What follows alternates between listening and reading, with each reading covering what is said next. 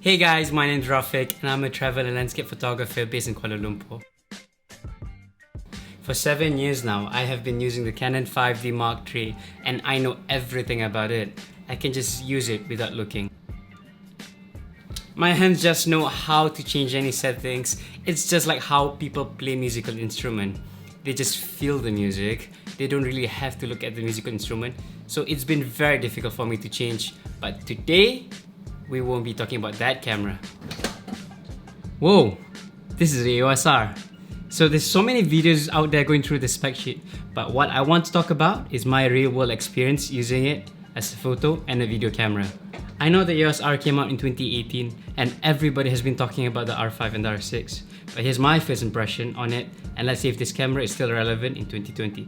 Let's jump right into it. First things first, ergonomics. So when I pick up the camera, the EOS R the first time, I was struck by how solid it feels and how superbly comfortable it is in my hands. Something Canon is really well known for.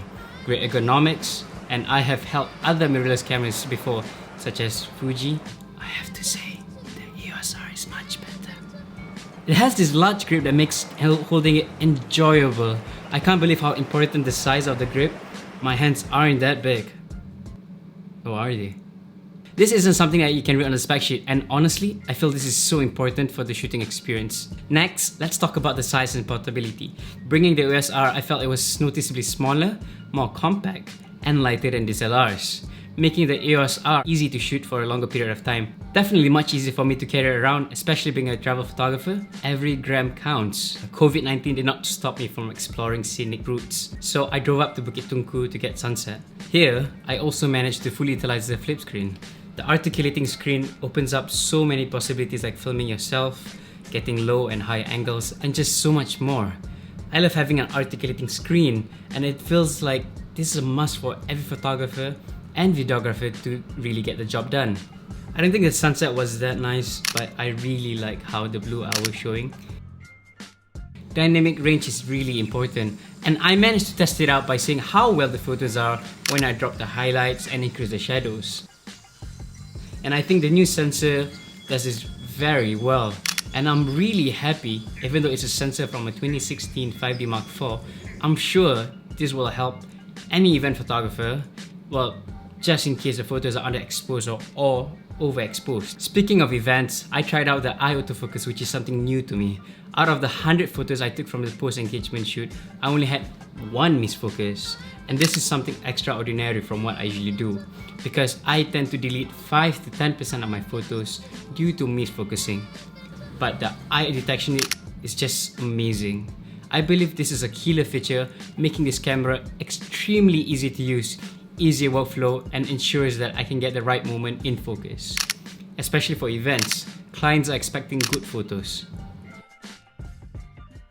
But isn't this a mirrorless camera? Isn't the sensor exposed to dust when easily changing lenses?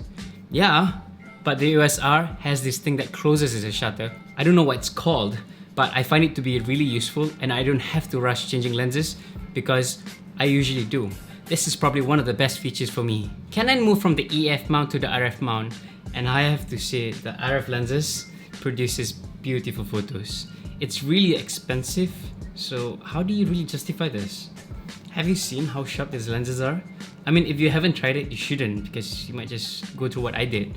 Day and night, I've been reading reviews and going on YouTube. The RF lenses really stands out. Even during the engagement, the couples were really happy and loved the colors. It's just because this lens is sharp, sharp, and sharp. Period. Wait a minute. So what happens to my EF lenses?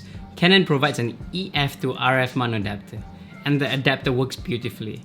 I was still using my EF lenses as I didn't really have other RF lenses other than the 50 1.2.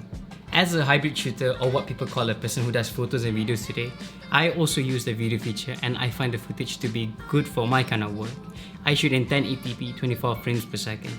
So I don't really use the 4K that has a crop, so no complaints on my side. So what's my favorite part filming with the EOS R? The screen and the autofocus. Canon has the best video autofocus, eye detection, and face tracking. And I'm repeating this again. Canon has the best video autofocus. You may have the most beautiful scene in front of you, the most expensive lens in the world, and the best camera in the world. But if the footage is out of focus, or hunting constantly, it's useless. Next, I'll speak about the screen and the touch screen sensitivity. And oh, I almost forgot. The resolution of the LCD screen on the EOS R is just amazing. It's like I'm looking through my phone. The quality is amazing. Whereas for the touchscreen, it's super responsive and it responds beautifully. And Canon has set the benchmark for having really good touchscreen. It's not a sports shooting camera equivalent to the 1DX Mark III, and it's not meant to be. But 8 frames per second is definitely more than enough for most people. I mean, if I were to compare it to my 5D Mark III, which is 6 frames, I've used it for motorsports and other fast actions. It's a big upgrade.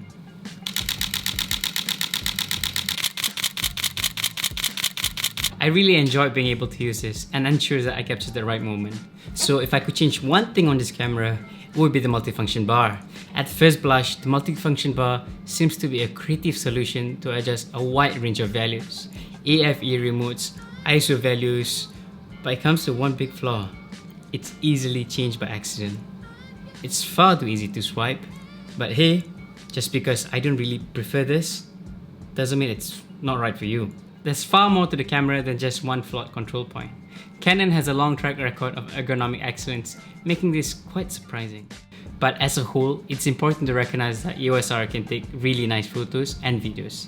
Its sensor is closely related to the 5D Mark IV, gives great resolution and great colors. 30 megapixels is a lot more, or definitely fits most people's needs, especially for my large printings and a bit of crop when I need to. The autofocus is accurate and works exceptionally in low light. It's got a great battery life for a day of shooting, and the new RF lenses are amazing! I think this camera is amazing, and it's not perfect, but it comes really close. I'm amazed with how this camera performs despite the rant of so many people disappointing with the specs. And in my opinion, specs are just scribbles on a paper. Of course, a certain set of specs are important for the working pros. But what's really important is how you use the camera and if it gets the job done. Cameras are just tools. Better cameras help you to get the job done. But what's really important is your creativity, as creativity is limitless. Anyway, that's all for now. Thanks for watching. Bye!